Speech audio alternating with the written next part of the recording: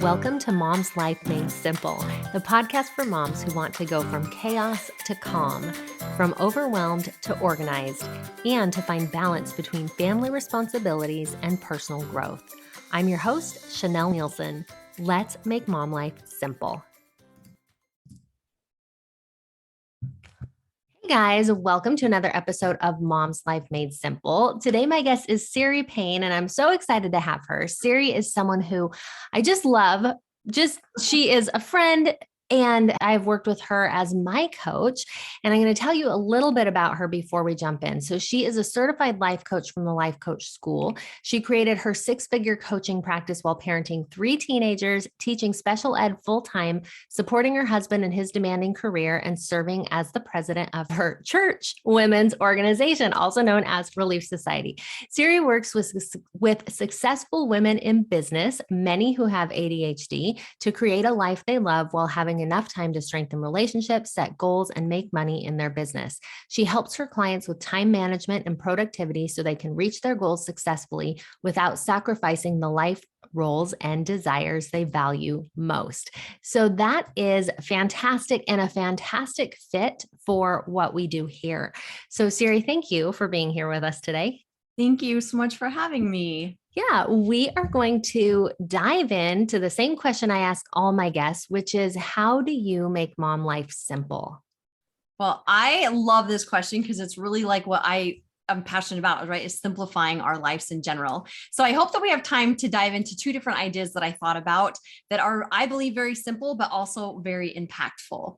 So first, I really like to encourage moms to discover and lead with their strengths in both their motherhood and their life. And then the second thing I really like to help mothers do in their motherhood is to really discover and define their priorities. I really believe that motherhood becomes more simple when we do things, when we plan things, when we say yes to things, when they are complementing our priorities and our strengths rather than completing with them. Awesome. Okay. I agree with you wholeheartedly. And I think that that's a huge part of keeping things simple is when we understand what matters to us, we're able to make things a lot more simple, right? It's a lot more complicated to try to do it all, to have it all feel equally important, equally demanding, and then we're juggling all the balls and it just becomes this impossible thing. And so I love that. We'll dive in a little bit more to that idea of priorities in a minute, but let's start with this first concept that you brought up, which is you help women discover and lead with their strengths. So what does it mean to lead with your strengths? Well, I like to say that when we focus on our strengths, it actually builds confidence in ourselves and in our abilities. So when we involve our strengths in motherhood, we are doing what we were already good at. And when we are doing what we're already good at, or the things that we're really comfortable in, then we will be able to discover even more of the things that we can do that we didn't yet know we could do.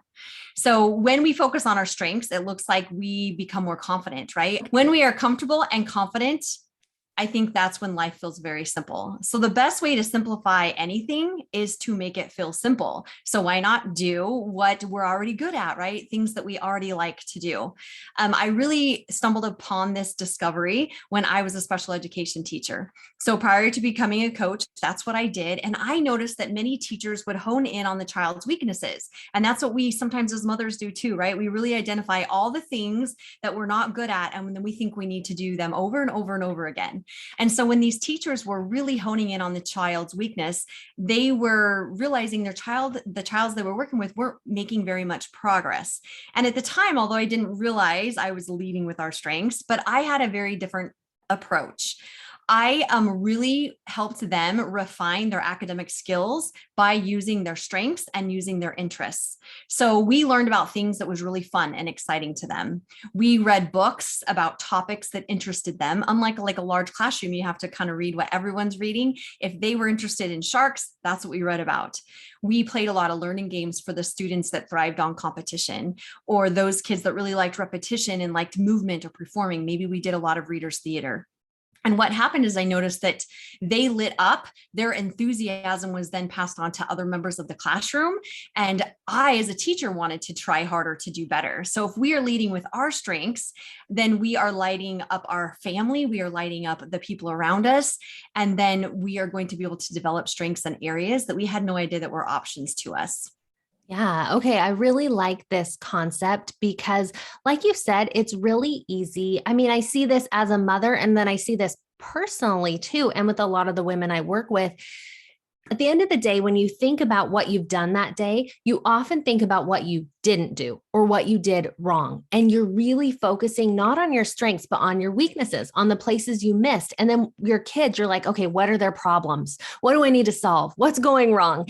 When you're kind of flipping that script, what is going right? And then we'll build that up. And in nutrition, there's a phrase called crowding out, which is basically just like eat so much of the good stuff that you're not hungry for the junk. And that's kind of what I hear with this leading with the strengths. Like put in so much of the good stuff that your weaknesses, it's not that you're ignoring them, it's that you're building these other muscles that can then support those things that are a little bit weaker. Let me just ask this. What about the weaknesses? Do you just hope they take care of themselves, or is there a place for working on them too? Yeah, this is a really great question. I think you've actually seen this analogy with me. I think we were in the same group coaching where they talked about a star. And so if you think about a star, the tips of the star, right, those 5 points, those are our strengths. And if you think of the weaknesses or those V's of the star, right, they're like down in the inside, and those are our weaknesses. And so if we focus on our strengths and it becomes bigger, right, so the tips become bigger, the star is going to get bigger. And so naturally, those weaknesses are also going to become bigger and they're going to grow. And so if you think about it like that, when we lead with our strengths, when we work on our strengths, we will develop and learn things we didn't know we could do. And some of those things that maybe we thought were weaknesses will become strengths, or at least will be magnified and will be strengthened, because as naturally, right, the whole star will grow. Yeah. Okay. I love that analogy. I don't know if I zoned out when we heard it, or, or I just needed the reminder maybe, but I think that's so good. It reminds me of the saying, a rising tide lifts all ships. And so, yeah, even if one ship is bigger and mightier and stronger than the other, even the littlest boat in the harbor, as the tide rises, it's going to rise too. And so that's a cool thing with this whole idea of, leading with your strengths, developing your strengths. I think it also speaks to another point of recognizing your strengths, because so often in motherhood and in life, we don't even see the good. We don't have eyes open to recognize what we're doing right. And when you were talking about special ed, I remembered a story that I heard of a woman who was working with a boy in a special ed class, and they were working on having him walk on the grass because he had some motor difficulties, had some trouble walking, and it was really hard to walk on grass because it was a little uneven. And she wrote this down, that that's what they're working on, and they worked on it. And a year later, she came back, and she had completely forgotten that that was even an issue, because a year later, he was a pro at walking on grass. He was a walking on the grass champ. And so, but being able to compare where he was a year ago to where he was now allowed her to see, wow, this became a strength. And unless we have some form of, what's the word? Like a marker, a checkpoint, we might miss some of those strengths. So are there any ideas that you have for us help us recognize our strengths?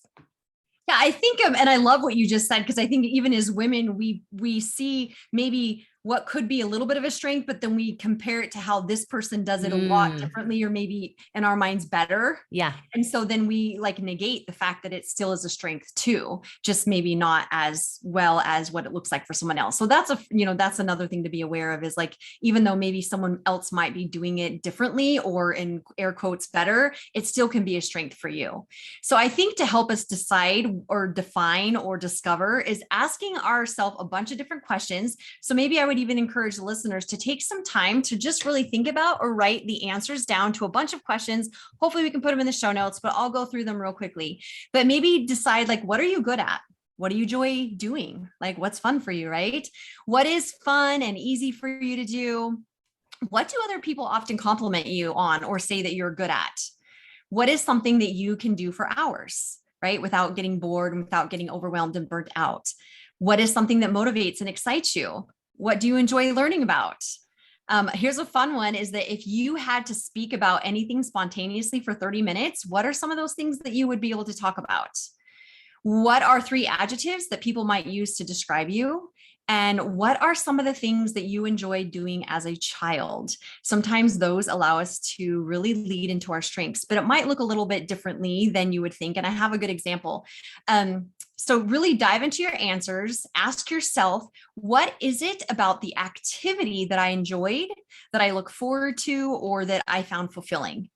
And it's not often the actual like activity that is the strength, but it's different parts of that activity that we enjoy, that we excel in, that fulfill us. And that's really what tells us where our strengths in. So like I mentioned, I just recently walked through this myself and I realized that as a child, I really liked to babysit.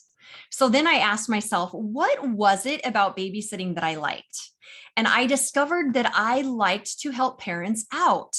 I like to watch their kids so that they could accomplish the things they wanted to do. Many of the parents I babysat for their children because they were going to work to maybe help in their husband's business, or maybe they were going to a class with a specific hobby or to develop a new skill, or they were going to do some kind of service opportunity, or even like a date night. But I really enjoyed babysitting for those people that were, going to do something that really was fulfilling for them. I was able to help and support them so that they could do something that they desired. And I found that fulfilling. I also realized as I was diving into this activity that I really enjoyed babysitting the older kids, maybe like that 9 to 11-year-old crowd, because I really enjoyed teaching them how to do things. Like I would teach them how to empty a dishwasher or organize or clean up a room or a kitchen for their mom, right? I helped them to really become proud in accomplishing new things. I really had a lot of fun with crafts, or sometimes we do a lot of sports related skills. We did a lot of gymnastics. We did a lot of I taught them new games. And we also had fun. Sometimes we would cook with them and I would teach them cooking skills. I also noticed that I really liked that I could work when I wanted to work. I could say no when I didn't really want to, and I could say yes when it sounded really fun. And of course, I really enjoyed earning money, and I enjoyed earning money in a way that was fun. So it wasn't that my strength is babysitting, right, in that traditional sense, but what I liked was teaching people, helping people achieve their goals. I liked learning new things and helping people learn new things. I liked earning money, and I liked working the hours that I wanted to work. And so as I walked through that exercise, it allowed me to become more aware of my strengths, as I just mentioned, helping others achieve their goals, teaching people, empowering children and parents to learn new things and to grow. I liked to make plans. I like to, realize that all of these things that I was doing as a babysitter, at the age of 10, 11, 12, 13, however old I was, are also the exact same things that I do as a past special education teacher, as a parent, and now as a coach, right? They all look a little bit differently, but in the most part, I'm still helping people learn how to do things they want to do. I'm teaching people. I'm working the hours that I want to work. I'm having those interactions. I'm empowering people, all of the things I did when I was little. I think that's so cool. The way that you went deeper. It's not just well, what did you love to do when you were a kid? Well, I love to babysit. I guess I should be a babysitter. It's like the next level of why did you love that? And getting to really the heart of it, because some people might have a totally different answer. They might say, okay, what did you love when you were young? I love to babysit. Well, why? Because I love being with children. Maybe that's the direction they would go. I love holding babies. They're going to have a totally different trajectory of where this answer goes than the way that you go. And yet that questioning, that getting there, that process is so important that we don't just go to that level, because I think sometimes you can feel stuck there. What did you love? Well, I loved babysitting, but I don't want to be a babysitter. Right. And if you don't explore and find out what about that, what is it that you loved, you're not going to get to those answers that are actually going to help you now. And so I think that's really cool. So would you recommend then, obviously people can work through questions like that with a coach. And so primarily Ceri does one-on-one coaching, and she is excellent at helping you through all those kind of questions. What other, like, obviously you could just write the answers. Any tips for when you're, sitting down and writing the answers to all those questions that you gave us, which I will put in the show notes, anything that you would suggest or to help people really dig deep for those answers? Yeah, like ask yourself again, like, what was it about that activity that I liked? Or, like, because it wasn't babysitting. Like, I even realized it wasn't the babies. It was more of like empowering the moms. It was teaching the kids more so than like putting them to bed or giving them a bath. Right. And then also ask yourself, so what was it about the activity? And then how do I feel when I'm doing some of those things? As you answer some of those questions, how do I feel? And then when do I feel those ways other times? Right. Like, so I'm thinking right now, like as a kid, I really like to swim, which is interesting because as an adult, I don't really like to be in the water. I like to be next to the water. I like to be by the water, but not really in it. But when I go about how did I feel, right, I probably felt free, or I felt, I remember being in the water doing lots of flips by myself. So it's almost like peaceful and calm because people weren't talking to me. I felt, although I was by myself, I wouldn't say I felt alone, but I enjoyed that peaceful time. And so now looking back as an adult, I like to be by the water because it feels the same, like enjoying peaceful. It feels calm. It feels, relaxing, kind of like isolated a little bit. And so although it looks differently, right, I don't get in the water, it's the same feelings. And so when we really know what are the feelings that we get from some of those answers, then it's like, where do I get those feelings? And maybe those are your strengths, right? So like my strength, not necessarily that's a strength, right, to lay down and to be, but that's what I enjoy. That's what I enjoy doing. So now a vacation for me, although it's not necessarily as quote unquote a strength, but I know like a vacation, I prefer one that's more relaxed and more calming and more isolating, right? Like a cabin or a beach, maybe versus like a touristy vacation where you're going to museums and you're like, it doesn't mean it's not great. But if I'm really thinking, oh, I'm overwhelmed, I need to do something to kind of unwind, I know what I like to do now to unwind. It's not swimming though, as I did as a kid, but it's being by the water, or it's being, in a place where I feel calm and isolated a little bit. Yeah, perfect. That's a great example. And that helps us to really see how it's the feelings at the heart of it. So I think that's great. Let's shift gears now and talk a little bit about this other way that you make mom life simple, which is to help them find their priorities. What does that look like? All right. So the first thing I do when I start working with the client, this is it. It's the priority work, because this really then becomes the roadmap for everything else that we want to do to really simplify our life. So what I would ask them to do, and what I'm asking you guys to do is right now as well, is write down the top 5 priorities of your life in general. And when I say the word priorities, I often get asked, like, what does that look like? And they can be different, right, for everyone, but they're usually in areas such as like, you might make your health, or some of your relationships. It might be like your home, right? The organization or the cleanliness of it. It might be like some business if you're in a business, or some education if you want to, take on some higher education, or just even some reading or courses. It might be in the area of spirituality, maybe self-care or self-development, some of those big areas like that. Those are what I would consider a priority. And then the next question that I like to ask my clients is to write down the top 5 ways they spend their time each day. And so when I give them time to do that, I ask them to, what I call the $1 million question is, do they match up? So are your top 5 priorities the same as the ways that you spend your time each day? And most often the answer is no. And so just know you're totally normal if they're not matching up. But if they don't match up, then the big question to ask yourself is, what needs to change? Do you need to change your priorities?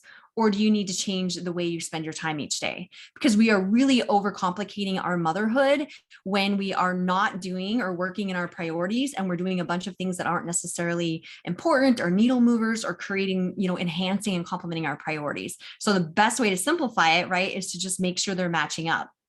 And then that way you will feel less overwhelmed. You will feel more satisfied, right? Because the things you're doing are really like pointing in the right direction. You will know when you've accomplished purposeful things because they are your priorities. So they'll feel really accomplished. You'll feel really purposeful. You will also be spending time on doing what fulfills you. And the best thing to simplify, right, is you'll know when to say yes to things and when to say no to things. Even if those opportunities seem good, if they're really not complementing a priority, then, we know that, hey, that might be a no for this season of my life right now, why I'm working on these priorities. And I just really believe that nothing simplifies life more than knowing exactly what you want to do each day and why you want to do it.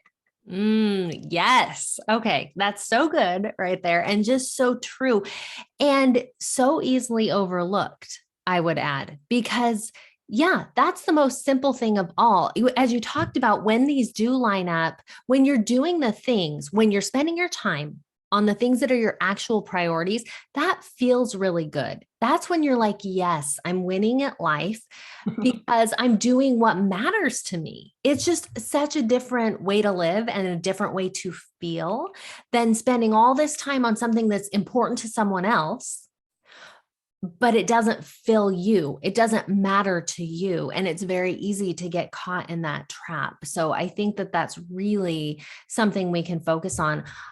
Do any stories or examples come to mind of people that you have worked with who you've seen shift this, and any ways that this has, just made a difference for them? Probably every client. I could really share that. Like, this is Yeah. really that powerful, but also that simple.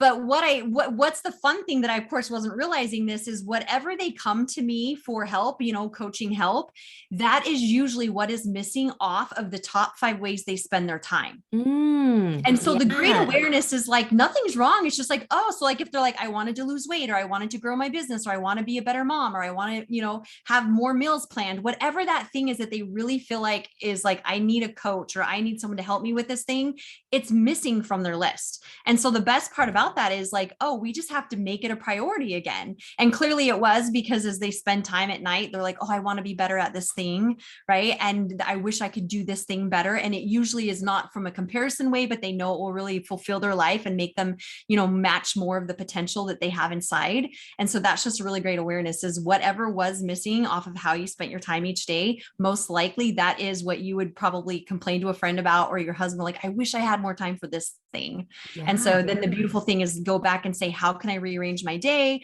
What do I need to say no to so that I can make that thing a priority? Or if I want to make it a priority, what would that look like? Right. And really define it. So that's the thing, is people are like, oh yeah, my kids are a priority, but we need to define the why. Right. And so that's one of the most impactful ones with mothers, is they want to just say, well, because I had them, or because they're mine, or a lot of my clients are religious, right? So they believe like, well, God entrusted me with them. And yes, all of that's true, but that's not truly the depth of why you're making them a priority. And so when you can peel back all of those layers, it usually ends up being something like, I want to cultivate a deep relationship with them, or I want to make memories with them. And so when you know that that's the true priority, it's not just your children, right? It's deep memories or it's relationships, then everything you do every day can be pointed towards relationships and memories. And if it's not creating relationships, and it's not strengthening relationships, it's not creating memories, then maybe you don't do those things anymore. But we thought we needed to do them when our priority is our children, right? Then that means our priority 24 hours a day is our children. And how do we ever not be with them because they're our priority? So although it sounds very noble, it actually really competes with like wanting to do something else in life along with motherhood. Yeah, that I love that you shared that, because that's actually really insightful for me to consider that. I mean, that is what people, why they go to coaching, why they need help, is because something that is deep down a priority is not making it onto their list. So I love that concept, because I think we can all evaluate and say, okay, that thing that I'm missing, something needs to change, whether it's changing my priorities or changing the way I spend my time. So I think these are some fantastic ways to make mom life simple. Let us know, where is the best place that people can find you? Well, I'm more active on Instagram, so just come find me over there at Ceri Payne Coaching, or I have a website with the exact same name. So Ceri Payne Coaching.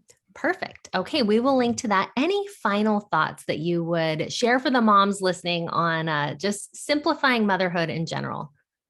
I maybe just stop and ask yourself, if it's not feeling simple, ask yourself why, and then maybe answer that question, right? Like, why is it not feeling simple? What could you do to make it feel more simple. And usually it's that we are overcomplicating it with our thoughts, overcomplicating it with our shoulds, overcomplicating it with the comparisons or theys. And really, if we just listen to us and our intuition and how we want to be a good mom, then that gives us all that wisdom and all that answer to really simplify it. And what would that look like for us to make it simple? Perfect. Thank you. I love those ideas. I love the things that you have shared. And I think there's just so much rich information here that people can dive into and really take the time to figure out these answers, because you've given us a lot of insightful questions and things to ponder. And so when we go deep and search for our own answers, that's when we really get the direction for ourselves. So I encourage you guys to go and do that. Ceri, thank you for being with us. Thank you everyone for listening to Mom's Life Made Simple. Thanks for listening to Mom's Life Made Simple. Need some help making your mom life simple? I offer group coaching programs using my 4-step method called the Mom's Method. This is a process of manifestation, organization, mobilization, and simplification that will give you the balance, progress, and joy you're looking for. Visit ChanelNielsen.com or find me on Instagram or Facebook at Chanel Nielsen Coaching. I love to hear from you. Reach out with your questions, your feedback, and let me know how I can help make your mom life simple.